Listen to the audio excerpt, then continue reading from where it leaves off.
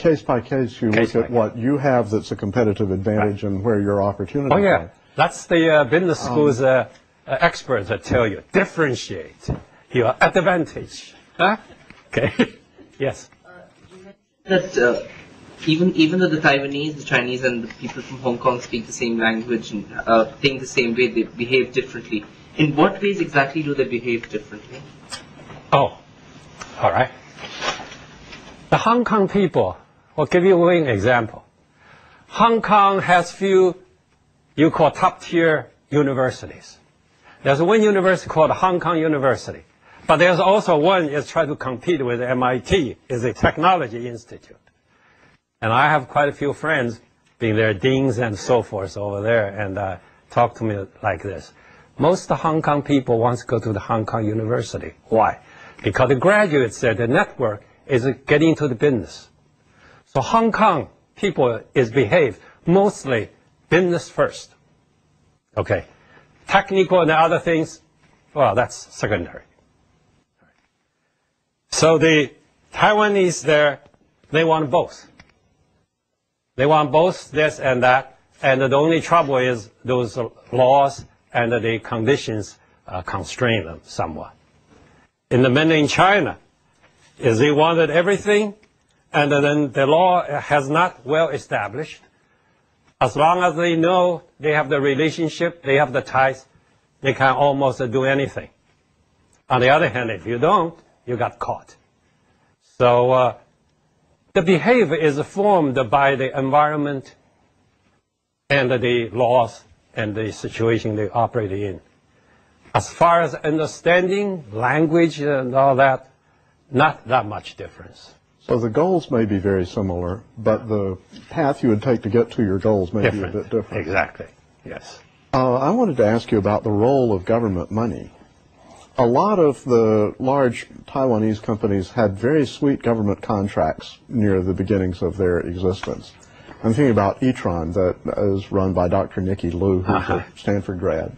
And they were really, you know, their first big business was like a $300 million U.S. chip design deal that was more or less government money. Would you say that the government money really did a great deal in the glory days to build up Taiwan's kind of entrepreneurial community? And if so, how do you contrast that to Singapore? Well, the Taiwan money, percentage-wise, given to the entrepreneurs, probably is not as a great percentage-wise as in Singapore. Okay. But the Singapore has more control of those money.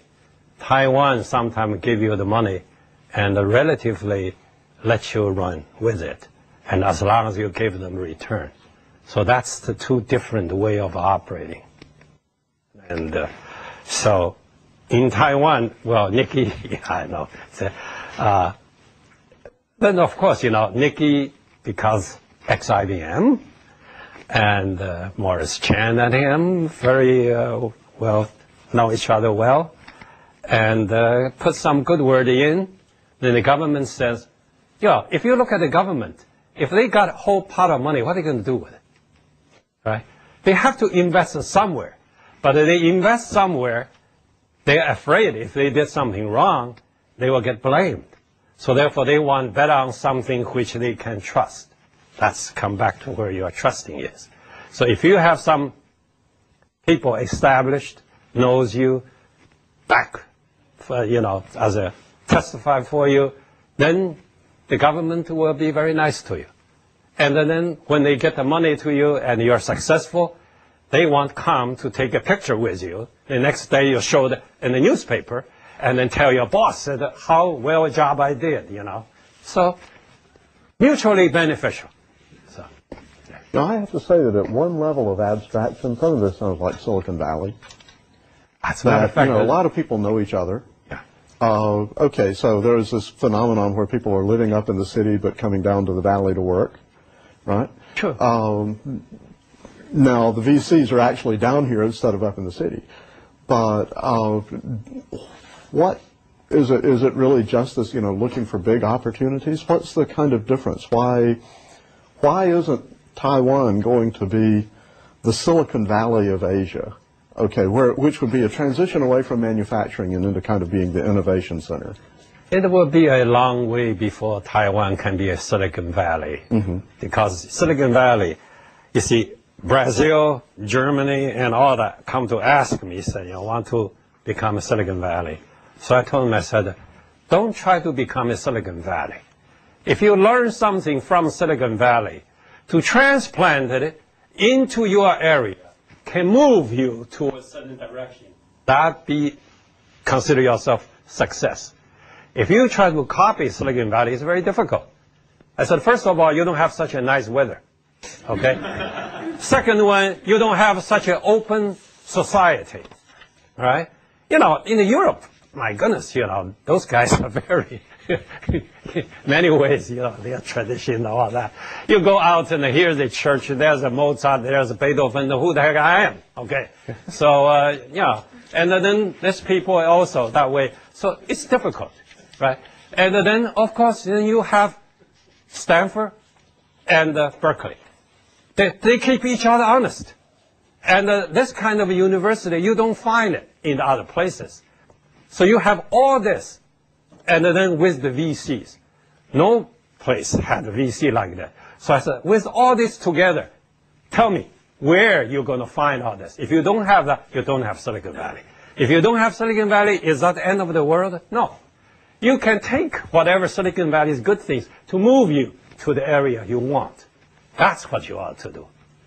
So, okay. And that's why you see Chinese, India, and all the Indians, all those people feel so comfortable in Silicon Valley because there are some similarities in the way of behaving.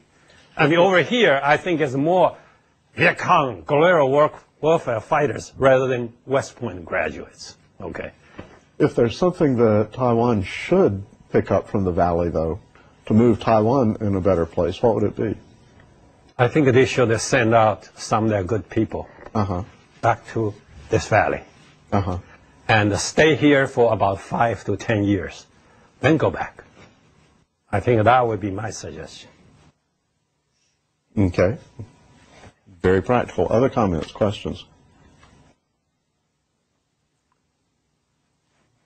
So due to some political situation in Taiwan, I realized that there is something like military duty for Taiwanese as well.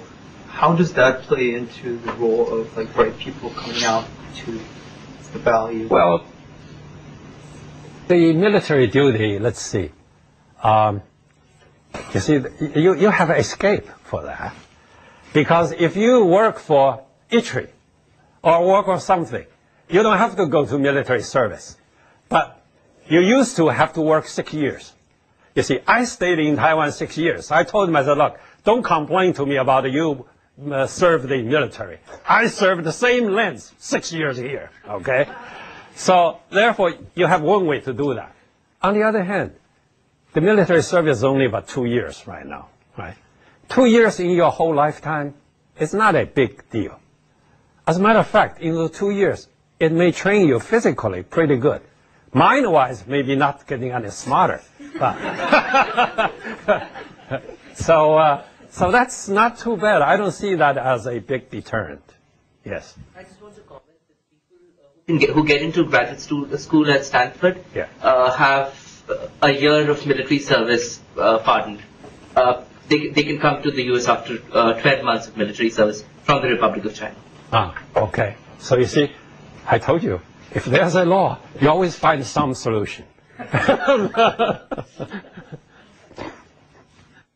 Bevan, I want to say that just to validate what you've said, because we didn't discuss this in advance, what you have said, the kind of picture that you have presented is a really clear representation of things that I've heard from a number of people over about the last 10 or 15 years.